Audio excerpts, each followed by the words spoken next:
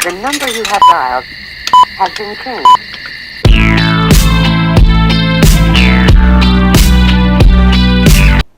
Assalamualaikum warahmatullahi wabarakatuh. Halo semua, perkenalkan nama saya Luciana Ardita, NPM 203402516037, Prodi Manajemen, mata kuliah Ekonomi Mikro. Di sini saya akan menjelaskan tentang skala tidak ekonomis. Pengertian skala tidak ekonomis. Skala tidak ekonomis atau biasa disebut dengan skala disekonomi adalah ketidakuntungan ekonomi ketika perusahaan meningkatnya produksi. Alih-alih menurunkan biaya rata-rata, peningkatan output justru menghasilkan biaya rata-rata yang lebih tinggi.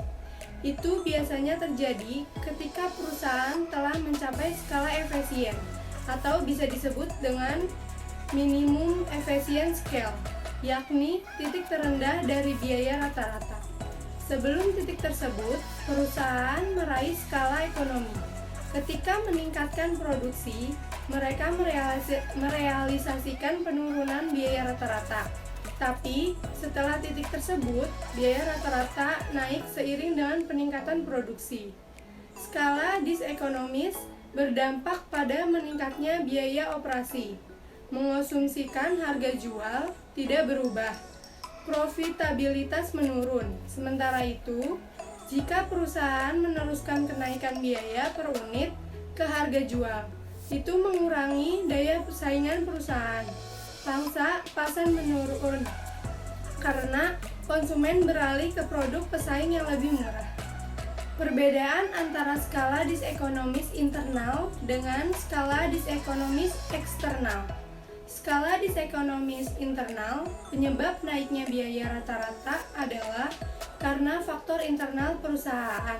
Jadi, itu hanya berlaku pada perusahaan tersebut, tidak pada perusahaan lainnya.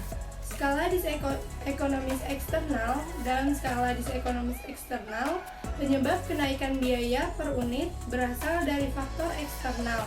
Perusahaan tidak memiliki kontrol atas faktor-faktor tersebut.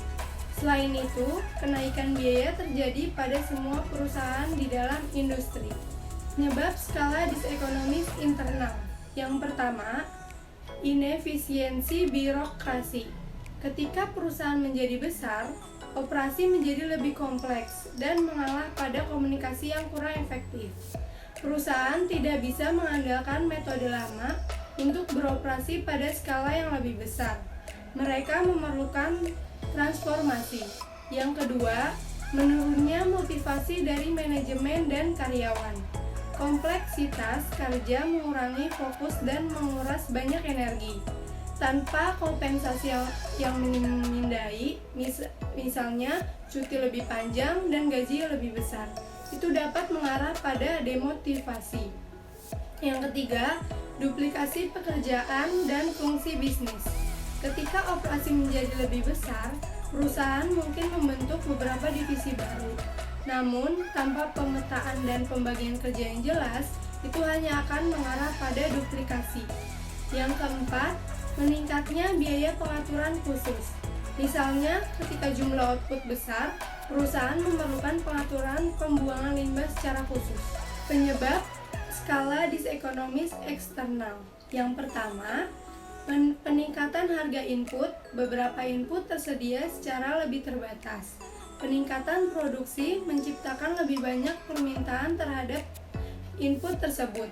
Ketika permintaan begitu besar, sedangkan jumlah sumber daya relatif terbatas, itu akan mengarah pada kelangkaan di pasar. Akibatnya, harga input secara pelan akan bergerak naik. Dampaknya mungkin tidak hanya terhadap satu perusahaan, tetapi seluruh perusahaan di industri. Misalnya, laju pertumbuhan industri e-commerce yang pesat meningkatkan permintaan terhadap programmer untuk menangani big data. Pasokan menjadi kendala karena kualitas tenaga kerja lokal yang rendah dan tidak memenuhi kualifikasi. Kemudian, perusahaan di industri merekrut programmer asing untuk memenuhi kebutuhan.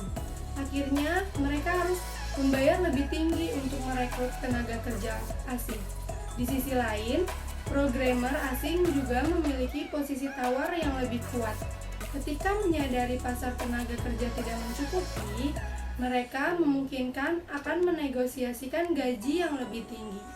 Yang kedua, eksternalitas negatif. Perkembangan pesat industri menciptakan lebih banyak eksternalitas negatif tanpa kontrol dari pemerintah.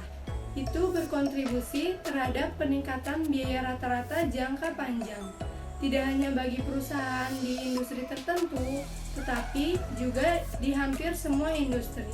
Contohnya adalah peningkatan resiko pemanasan global dan perubahan iklim akibat polusi.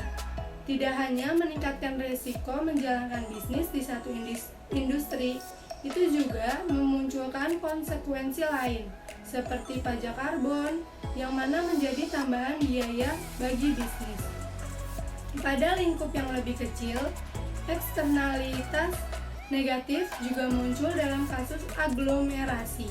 Ketika pertumbuhan industri di suatu area meningkat, itu dapat menyebabkan kemacetan lalu lintas sehingga meningkatkan biaya logistik.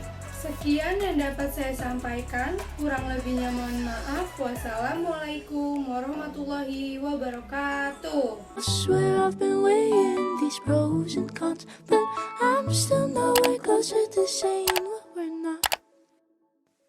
Do I like you?